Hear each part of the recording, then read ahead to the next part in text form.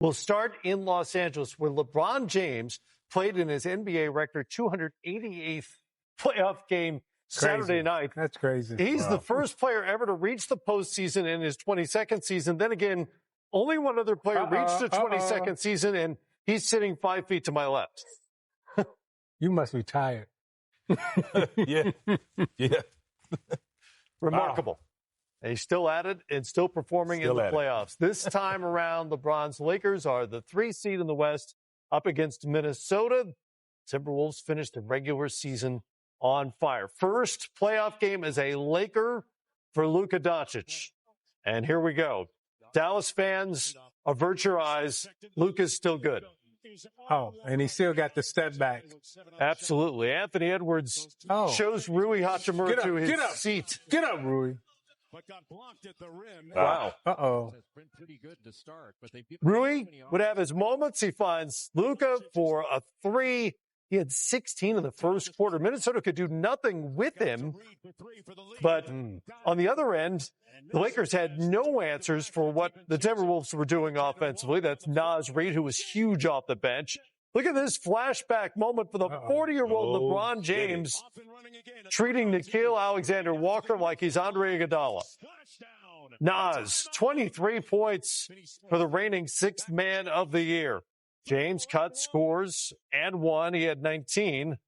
Well, the Lakers down by 8 at that point. Dante DiVincenzo, part of a massive bench advantage for Minnesota. And it was an 11-point lead for the Timberwolves at the break. Edwards drives. Jaden McDaniels, how big was he? 11 of 13 for his 25 points, Vince. Zero hesitation. I mean, he was ready. He understood when the ball was coming his way, be ready to shoot. He shot it with confidence and made a lot of baskets. And the Timberwolves just kept up the barrage of threes, 21 of 42 from deep. Edwards drives, goes down, grabs his left calf. Timberwolves seeing their season flash before their eyes momentarily, but turned out to be a cramp. He would return to the game. Meanwhile, Doncic, the silver lining in game one for the Lakers, the half-court heave, part of his 37-point night. It kind of seemed like they were allowing Luka to do his thing. He only had 1 assist. So, yes, if you go score, you go score. You're not assisting others while scoring. We have a chance to win the game because Luka's going to score 30 or 40 points, but we can still win by 15 or 20. The strategy we've seen before with great scorers, certainly. Minnesota gets the win. Edwards with a near triple-double. The 21 threes are a Minnesota franchise playoff record to help the Wolves win for the 18th time in their last 22 going back to the regular season. They also outscored L.A. by a dozen in the paint, by 19 on fast break points to hand the Lakers just their 11th home loss of the season. Afterward, the Ant-Man reflecting. They threw the first punch. You guys threw the knockout blow. What kind of statement did you make today? I don't know, man. I think we just came out ready to play. Jaden McDaniels was phenomenal in this game. You know, what kind of mindset does he have when it comes to these kind of moments? We tell him every game, man, be the MVP. Be the MVP of the game on both sides of the ball. And we knew this series, man, they was going to have faith that he wasn't going to be aggressive all night. And we told him throughout the whole week, hey, be aggressive the whole game. Don't stop shooting. Find your spots. Trust yourself. Trust your work. And he did that. And here you go right here, the MVP of the night, baby. Jaden, let's talk to you real quick before we let you guys go. Just, again, what you were thinking out there, hitting all those shots, having to take on the toughest cover tonight. What was your mindset? Man, just going out playing with confidence. I know all my teammates trust me and always tell me, shoot the ball no matter what, miss or make, and that's what I did tonight. Jaden McDaniels also said after the game it was interesting that Jackson Hayes wasn't on the floor very much, which made the Lakers really small, and he was basically the tallest guy on the floor at times for Minnesota. That'll be something to consider for the Lakers. The most obvious thing is slowing down the Minnesota three-point attack because you can't allow 21 a game and expect to win this series. No, you can, and I'm sure JJ and the Lakers will make adjustments for that. And, you know, I don't know if Minnesota will continue to shoot the ball from the three-point line as well as they did tonight. Probably not 50% for the series. But the one thing they will continue to do is defend. I mean, they've been known as one of the best defensive teams in the league for the last 3 or 4 years. So their defense is going to carry. However, I do think the Lakers will make some adjustments and come back and play a better game, too. And there's two things I want to make mention is Julius Randle with 7 turnovers. I mean, one of your go-to guys, you put the ball in his hands. Yes, they did win the game, but as the series moves on and adjustments are made, turning the ball over is important for Minnesota to protect that ball. And then only 10 free throws is, I think, later on will be a concern for me because that just, yes, you're settling for the three-point shot because it's working tonight. Sure. But what happens when it does not go in? Will you be aggressive and get to the free throw line, which can make a difference? Something to watch when the series resumes on Tuesday night in L.A. All right, the Pistons are back in the postseason for the first time since 2019. Isaiah Thomas loves that. Yes, Detroit. The 6th seed opened up their first-round series with the Knicks at Madison Square Garden. Tim Hardaway Jr. with the steal, and the former Knick is throwing down. He had 19. Tobias Harris, really good for Detroit. He had 25. Tobias was very special in the first half, but OG was just as good also, and they needed every point from OG in the first half. Anunoby beats the buzzer there to tie it up at 27. Karl Anthony Towns somehow got that to fall. Asar Thompson to Malik Beasley, who had a career season shooting the ball, and he was all over that three-point line in the first half. Ooh. Mitchell Robinson flies in. And the Knicks led it by 2 at the half. Spike Lee, of course, there. And fired up. Ooh, I love it. But the Pistons owned the third quarter. Asar Thompson, look at this move. Very nice. Asar is so athletic, and if you continue to attack the rim. Cade Cunningham doing the same thing. Also attacking. Needed 21 shots to get his 21 points. Had 12 assists as well. Josh Hart pushes. It's Cat. Towns with 23 and 11 boards. Here's Beasley. One of his 6 made threes. He had 20. He's shimmying. Pistons won the quarter by 10. Fourth quarter. Things turn around for the Knicks in a big way. Cameron Payne for 3. Huge off the bench. Jalen Brunson, who started the game 3 of 14, gets it going. And then Towns, the steal. Brunson will finish the layup. He had 34. And we're playing a game of 21, except for only the Knicks are participating. It's a 21-0 run. And that pretty much did it for the Knicks. 123-112, including those 21 unanswered points. The Knicks won the fourth by 19 to take game 1. Brunson had 12. It's 34 in that final quarter. What was fascinating early on in this game, early in this series, is how each team, defensively attacked the other team's star point guard. Yes, they wanted to put a bigger guy on these point guards because they've dominated the smaller competition. And when we talk about smaller competition, you put a small guy on Brunson, he will take advantage of him. So they want to make sure you put 2 guys in his area, double teaming sometimes, put bigger guy on ball. And then when he beats a guy, look who's next, a bigger guy there. So the bigs were in position, and they had Brunson in their eyesight every time he's coming off a pick and roll or in penetration. And he had to figure his way out. Of course, second half, he took over. But first half, they really got into his mind. And on the other side of the ball, same thing. You see Cat there with the contest, a bigger guy.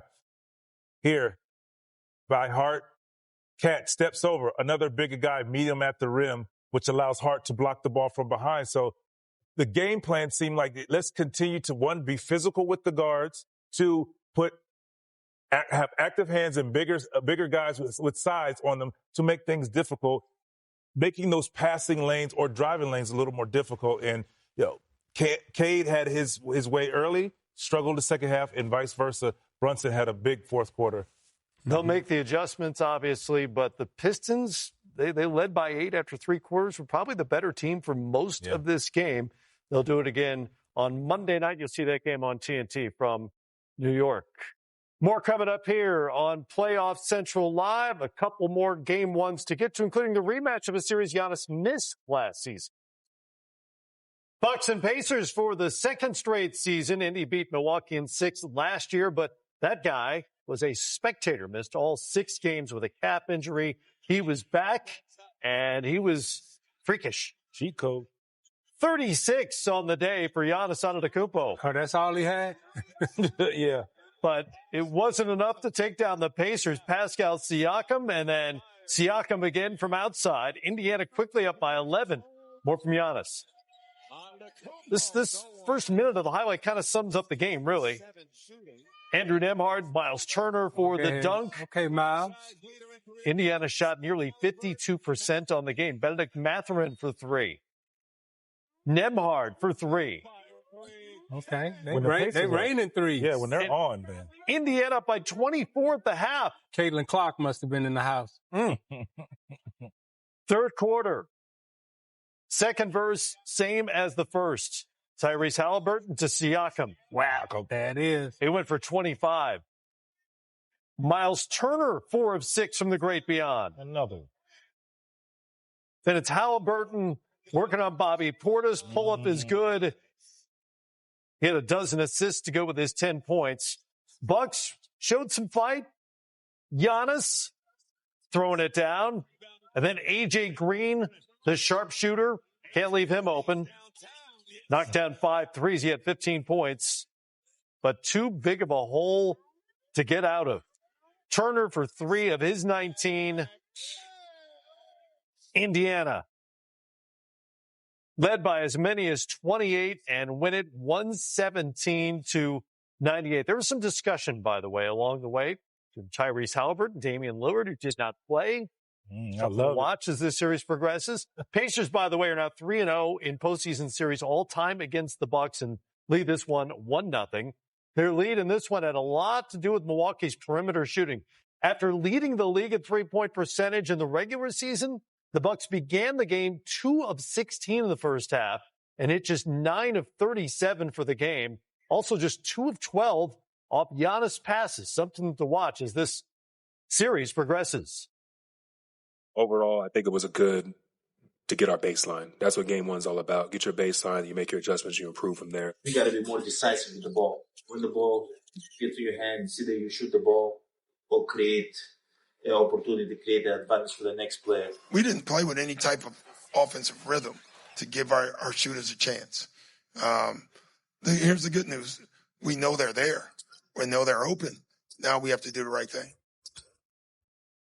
Something to watch for as this series moves forward. A couple of things to watch for, including Dame Lillard, which we'll get into in a moment. But secondly, Milwaukee shooting. There are a lot of ways to defend the Bucks, and one of them is to let Giannis score a lot and keep the three-point shooters from killing you. Yeah, in Indiana and Rick Carlisle, I'm sure they came into the game understanding that Milwaukee was a great three-point shooting team, and they did just that. You see Giannis on penetration, help and recover. You can get back to the shooter, challenge the shots. And anytime you challenge in a three-point shot, there's a lower percentage of that guy making that shot. And in fast break situations where Indiana was just killing Milwaukee at, Lopez couldn't stop the ball coming downhill on the guard. And then long shot, long rebound, challenge, rebound, get it out, run. They fill the lanes wide. You see Siakam catch it here on the left side. One bounce, layup. Indiana was very good in transition. They took advantage of every opportunity. Help and recover defense, challenge the shot, rebound, put back, steal. They fill their lanes, they run wide. And Toffin is one of the best finishers in the NBA in open court. Indiana was great in fast break situations, and that's something that Milwaukee will try to correct. And the way to correct it is to make the shots so they can take it out of the net. 22 fast break points, a lot of those off those long rebounds off three-point misses. A lot of that changes if they start knocking down shots. Yeah. Something else that could change over the course of this season is the potential return of Damian Lillard. ESPN reported that he could be back for Game 2, possibly Game 3. He hasn't played since March 18th because of that scary deep vein thrombosis diagnosis. Remember, that's what ended Victor Wembanyama's season as well. Lillard has progressed incredibly fast, Vince. If he can return, how much changes for Milwaukee? I mean, it changes a lot because you give them another dynamic scorer. So you put all of your attention on Giannis, and if Giannis gets off the ball, Dame gets to play one-on-one. His ability to shoot from deep behind the three, his ability to get in the paint and create for others, opens the floor for their other shooters and scorers to have an opportunity. So, yeah, they get Dame back. That changes the dynamic of what they can do. And you see the trash talking. So I'm sure now he's chomping at the bit to get out there. So this is going to be a fun series. Dame gets back. There's no 9 for 37, that's for sure. You wouldn't think so anyway. Game 2, with or without Damian Lillard, will be Monday night back in Indiana. Much more coming up here on Playoff Central Live, presented by State Farm. When we come back, the Clippers rode an 8-game win spree into their first-round series with the Nuggets. We'll show you how Denver came out of overtime a mile high after Game 1.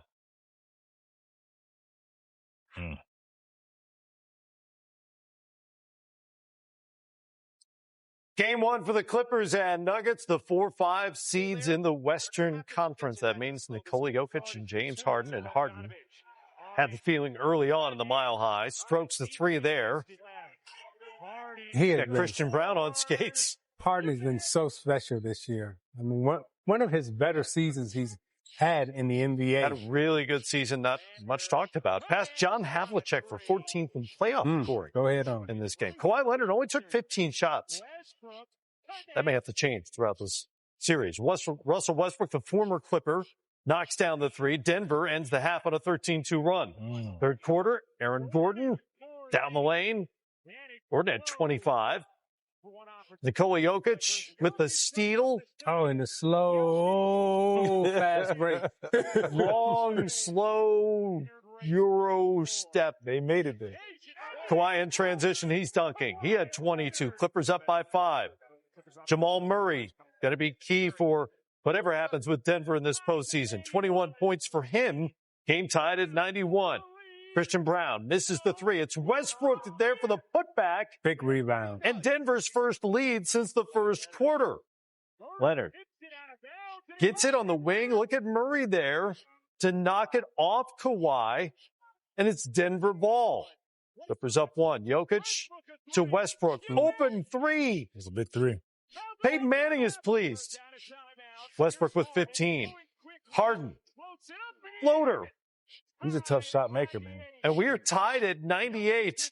Denver with a chance to win it. Scrambling. Jokic doubled. Westbrook can't get a shot off. And this game goes to overtime. In the OT. Jokic. Cross-court pass. Christian Brown knocks down the 3.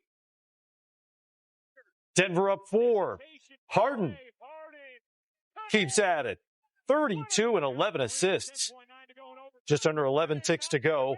Nicholas Batum inbounds it. Look who's there. It's Westbrook. Disruptive as always and fired up. Westbrook is going to make something happen. Yeah, he at the end of a game. Made 3 big plays down the end at the stretch. First loss for the Clippers since March 30th. They'd won 8 straight to close out the regular season. Their 20 turnovers had a lot to do with that. With Denver outscoring the Clips by 20 points off those giveaways. Denver 6-2 this season in games decided by 2 points or less. And interim head coach David Adelman is now 1-0 in the playoffs all time.